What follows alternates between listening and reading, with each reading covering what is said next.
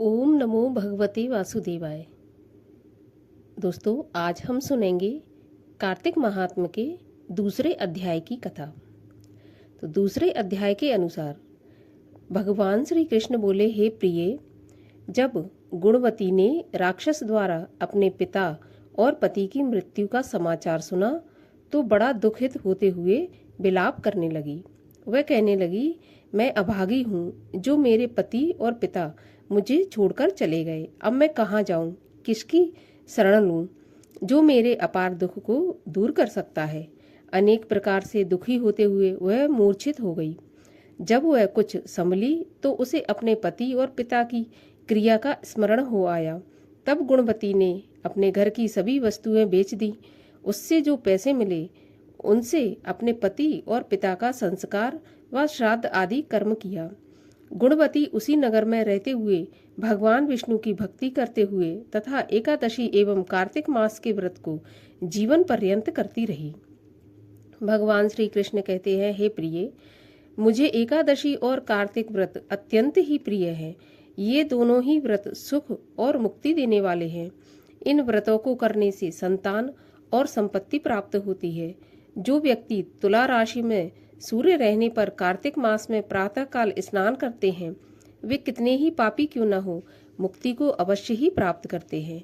जो मनुष्य स्नान, जागरण, दीपदान और तुलसी जी की सेवा करते हैं, वे विष्णु के समान पूज्य होते हैं। जो प्राणी कार्तिक मास में भगवान विष्णु के मंदिर की सफाई करते हुए भगवान का पूजन करते हैं, वे मोक्ष प्राप्ति के अधिकारी हो जाते हैं। इस प्रकार गुणवती प्रत्येक वर्ष कार्तिक का व्रत और नित्य प्रति विष्णु भगवान की भक्ति पूर्वक पूजा आराधना करती रही। एक बार वृद्धावस्था में रोग व ज्वर से पीड़ित होकर दुर्बल हो गई, किंतु इस स्थिति में भी वह गंगा स्नान को गई। जब उसने गंगा जल के भीतर पैर रखा तो ठंड से कांपने लगी और गिर पड़ी। उसी समय गुणवती ने आकाश से एक विमान आते देखा, जिसमें शंख, चक्र, गदा, पद्म आदि धारण किए भगवान विष्णु के दूत थे और विमान पर गरुड़ के चिन्ह वाला झंडा लगा था। अप्सराएं भी उस विमान में बैठी थी। वे दूत उस विमान पर गुणवती को बिठाकर वैकुंठ धाम को ले गए। उस विमान पर बैठी हुई गुणवती प्रदीप्त अग्नि के समान तेजस्वी दिखाई देती थी। वह कार्तिक व्रत के पुण्य से मेरे पास आ गई।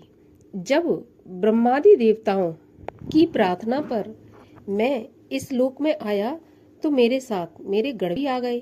हे सत्यभामा, ये सभी यादव मेरे गण हैं और तुम्हारे पिता देव शर्मा भी इस जन्म में सत्राजित कहलाते हैं और तुम्हारे पति चंद्र शर्मा इस जन्म में अक्रूर हैं।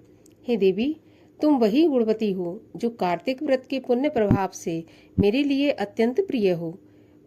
उस पूर्व जन्म में तुमने जो मेरे मंदिर के द्वार पर तुलसी का बगीचा लगाया था, उसी के पुण्य प्रभाव से तुम्हारे आंगन में कल्प वृक्ष शोभा दे रहा है। पूर्व जन्म में तुमने कार्तिक के महीने में दीपदान किया था, उसी कारण तुम इतनी सुंदर देह वाली सुशोभित हो रही हो और घर में सब वैभव और लक्ष्मी प्राप्त है। उस जन्म में संपूर्ण व्रत आदि पति स्वरूप भगवान को अर्पित किए थे, उसी के पुण्य प्रभाव से अब तुम मेरी प्रिय पत्नी बनी हो। तुमने जो जीवन भर कार्तिक का व्रत किया था, इसके कारण मेरा और तुम्हारा साथ सदा रहेगा और इससे तुम्हारा वियोग मुझसे कभी नहीं होगा। इस प्रकार जो भी मनुष्य कार्तिक व्रत को नियम पूर्वक आजीवन करते रहेंगे, वे सभी मेरा सानिध्य प्राप्त करेंगे। कार्तिक के व्रत करने वाले तुम्हारे समान मुझे प्रिय होंगे।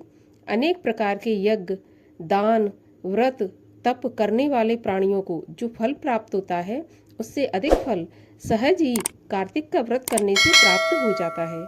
श्री सूत जी बोले, सत्यभामा जी अपने पूर्व जन्म के पुण्य प्रभाव को सुनकर अत्यंत ही प्रसन्न हुई। इसी के साथ कार्तिक मास के महात्म का दूसरा अध्याय भी यहीं पर समाप्त होता है। कल हम सुनेंगे तीसरा अध्याय।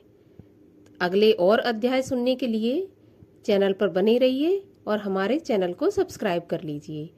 वीडियो अच्छा लगा हो तो वीडियो को लाइक भी कर दीजिए और अपने रिश्तेदारों में, दोस्तों में शेयर भी कर दीजिए। अगर आपके माध्यम से वो ये कथा सुनेंगे तो इस कथा के सुनने का आधा पुण्य आपको भी प्राप्त होगा। अब हम मिलते हैं अगले वीडियो में, तब तक के लिए हरे कृष्ण।